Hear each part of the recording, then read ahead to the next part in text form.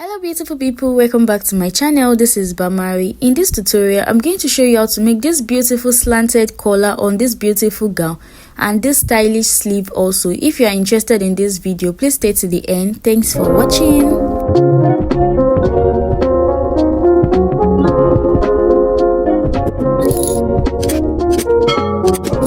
This style can be cut in a boo-boo gown style, A-shaped gown style, or a straight gown. So my customer requested that she wanted ours in a A-shaped gown, so I'm going to go ahead to cut a A-shaped gown style.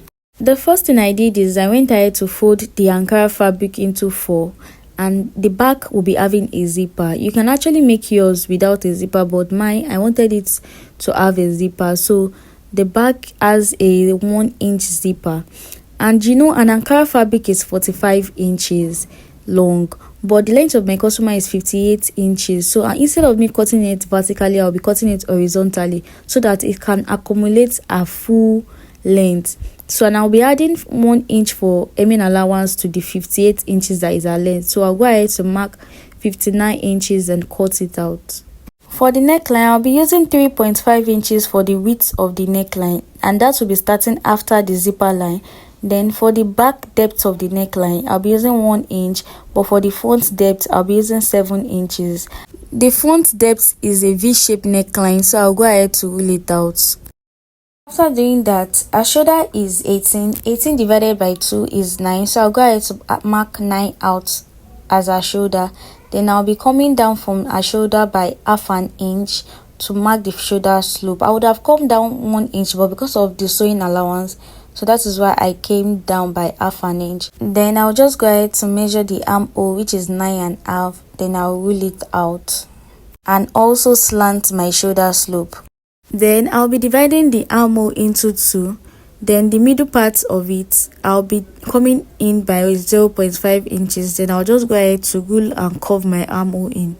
I'm only coming in by 0.5 for the front armhole. I won't be coming in by 0.5 for the back armhole. After that, I'll just go ahead to take my horizontal measurements. I'll be marking out quarter of my bust. I'll mark it out and add 2 inches sewing allowance to it. For my bust also, I'll be coming down by 8 inches to measure my waist. I'll be marking quarter of my waist plus 2 inches sewing allowance. And from that waist, we'll just take it free down. We don't need to shape the hip. Now this is how to cut an A-shaped gown. I would first cut the back armhole and cut the gown all the way down. Then after that, I'll go ahead to cut the shoulder slope, the back neckline together with the front. Then I'll separate it to cut the front neckline and cut in the front armhole too. This is how it was looking when I was done cutting. You know, the back has a zipper, and this is how the neckline looks like. Then I went ahead to join the gown at the shoulder. So to measure the neckline for the collar, I'll be removing the 1 inch for my zipper away from it. So I'll just chuck my 1 inch for my zipper away. Then from that point, I'll go ahead to measure around the neck to get the collar measurements of my neck. I'll be using this much fabric to cut my collar, and my collar is in 4 pieces. This is because of it has a zipper, but yours, if it's not having a zipper, it should be cut on fold. You just need 2 pieces. The second piece will be for your lining, to line your collar. So I went ahead to cut a fabric of 7.5 inches long. The half inch will be for the joining allowance, and the length is 12 inches. I'll be adding half inches for joining allowance. Then I'll be adding extra 4 inches to it, making 16.5. So I'll just go ahead to mark it out. The 12.5 inches I measured is the measurement of the neck of my gown. So when you are doing yours, you use the measurement of the neck of your gown. So I have 12 inches, then half inch for the joining allowance and extra 4 inches, making 16.5. So I'll just go ahead to cut 16.5. So we have 17.5 inches and 16.5 inches. At this side, I'll be coming up by 4 inches. So I'll go ahead to mark that out, but I'll prefer you come up by 3 inches. 4 inches is a bit much. Then here we have 7.5. So just go ahead to connect the 4 inches to the 7.5, just like this.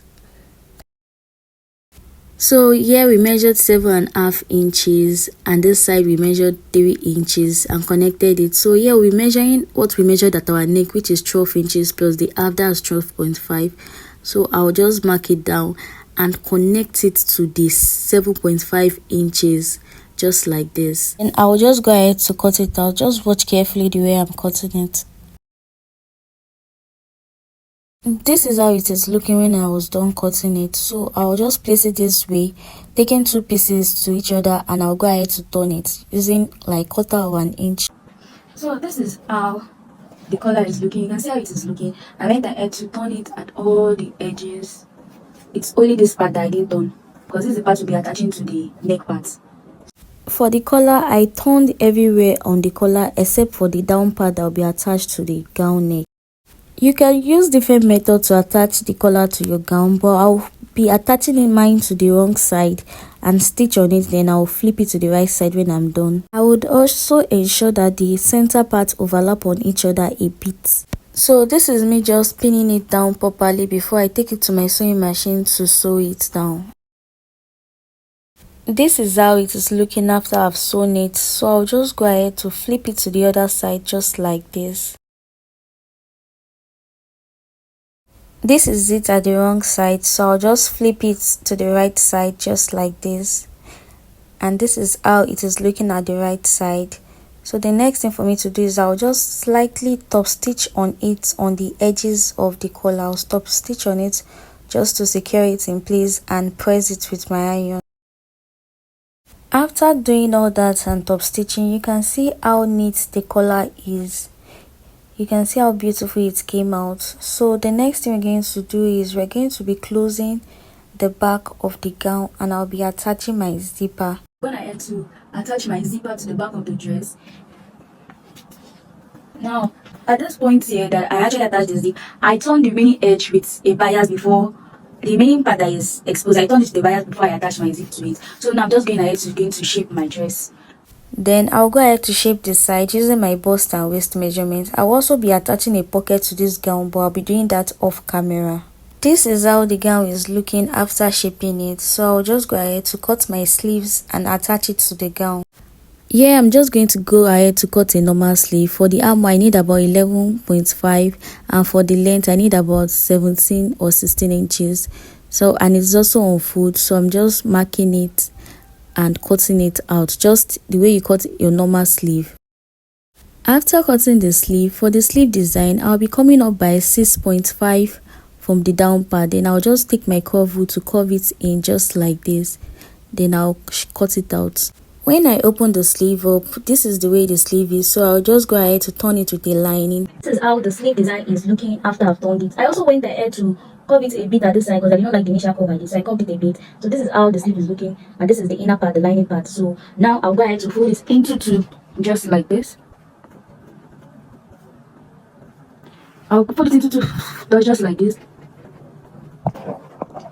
Then I would measure my 11.5 inches, then join it all the way to the end of my fabric. So I'll go ahead to join it and show you how it looks like. This is how it is looking. I'm gonna have to stitch it. So there are different ways you can use to turn it, but I'm just going to turn it this way. I'm gonna have to stitch it. So this is the way it is looking. So let me know if you'll be trying this gown design online. So I'll just go ahead to attach it to my gown. So I'll just go ahead to attach the sleeves to my gown. I'll do the same thing for the other side also, and show you the final result. You can see how beautiful the collar and the sleeves came out to be. Thanks for watching this video to the end. Please like, subscribe, comment and share to see more helpful tutorials like this. See you in my next video. Thanks for watching. Bye.